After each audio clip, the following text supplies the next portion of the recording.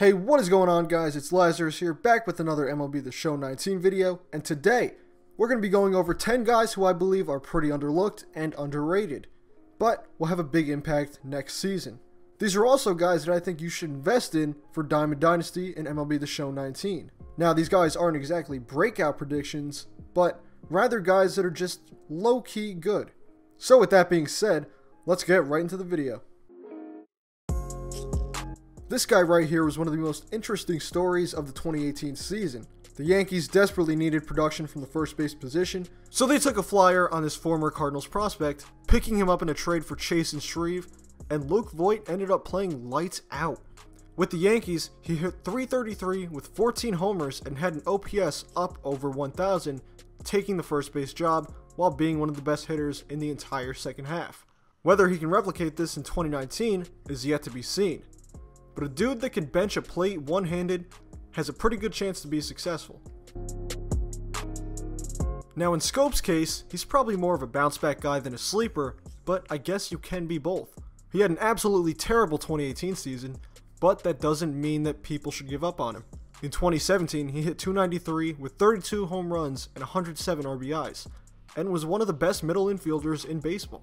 However, he started to deal with oblique problems early in 2018, and pair that with being on one of the worst teams ever, and you have a recipe for disaster. His batting average on balls in play was also at .263, which is 30 points lower than his career average, so you should see some improvement there. He's re-signed with the Brewers now, so going into 2019 healthy and comfortable could be huge for him, as he should be a lot better this year. Even though he's only 26, it feels like Maikel Franco has been a part of the Phillies team for much longer.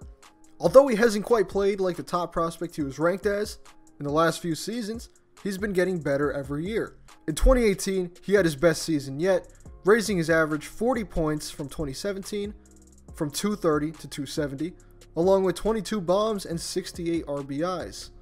If this linear progression continues, then 2019 should be another good year as he enters his prime. Not to mention that now, with Manny Machado off the board, the position is his to lose.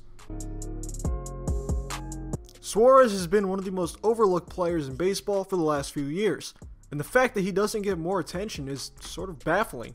Last year, he was legitimately one of the best hitting third basemen in all of baseball. He batted .283 with a .366 on base percentage and an OPS of .892, along with 32 home runs. The guy was an absolute tank, and he's still severely underrated. He was an 82 overall at the end of last year's game, and after 3 good seasons in a row, that should for sure be higher. With the Reds looking like they're going to be much better this year, he should be getting more of the national attention and love that he deserves. Whit Merrifield is another guy that is low-key good, but gets a very small amount of praise for his play. The team he plays on is most definitely a factor in this, but he's been a great player for the Royals in the last couple seasons. Last season, he hit .304 with an on-base of .367 and led the American League in hits. He also had a WAR of 5.5, showing that he's an overall good player. Now, he's not a power hitter, but he is a very good contact hitter.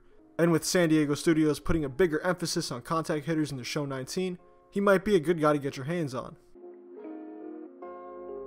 Gennett turned into a pretty damn good hitter, seemingly out of nowhere. In 2017, he hilariously became one of the few players to ever hit 4 home runs in a game, and ever since he's been a beast. Now, he's starting to get on people's radars a bit more, but he's still a better player than he gets credit for. In 2018, he hit .310 with 23 homers and a WAR of 4.2, which is a really nice year. With the Reds looking better this season, he should be getting more love. In a shocking twist, the Rockies' pitching was actually the best part of the team last year, and Marquez is one of the biggest surprises that led the way in that staff. In 2018, he went 14-11 with a 3.77 ERA and a FIP that was 3.40. These are good-ass numbers, especially for a Rockies pitcher. He had a 2.61 ERA in the second half, and generally, he just overall killed it. If Marquez continues to pitch like this, especially in Colorado, then this is a guy you'll want to invest in. Hicks, when healthy, is one of the best center fielders in the American League.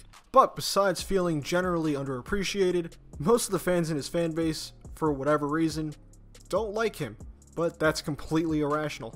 In 2018, he hit 248, but he had an on-base percentage of 366 and an OPS of 833. In total, he put up a WAR of 4.7 and had overall a very solid year. Not to mention that he's also a really damn good fielder. When Aaron Hicks is healthy and on the field, he's absolutely money, but that is his biggest problem. Hopefully in 2019, he'll stay healthy and continue to improve, and if he does that, then you're certainly going to want to invest in him.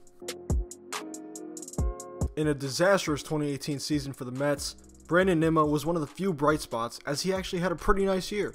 He hit 263, had an on-base percentage of 404, and an OPS of 886. Along with this, he put up an OPS plus of 150 and had a WAR of 4.4. These are really good numbers for a young player like Nimmo. His success should be continuing in 2019, as long as the Mets don't mess it up with their bad luck, but hopefully we'll see the former first-round pick continue to improve. Max Muncy came out of nowhere to be one of the most important hitters on the Dodgers last year, helping lead them to a World Series appearance. His hitting stats were really good, batting .263 with 35 home runs, a .391 on base percentage, an OPS of 973, and an OPS plus of 161. Despite all these crazy hitting stats and being on one of the most popular teams in the league, it still doesn't feel like he gets all the attention that he should be getting. He was one of the best hitters on the Dodgers all year, and in 2019, if he continues, he's definitely going to be someone you want to keep your eye on. If you guys enjoyed the video, be sure to leave a like and subscribe. Let me know who you guys think are sleepers going into the 2019 season. And as always, thank you so much for watching. I'm out. Peace.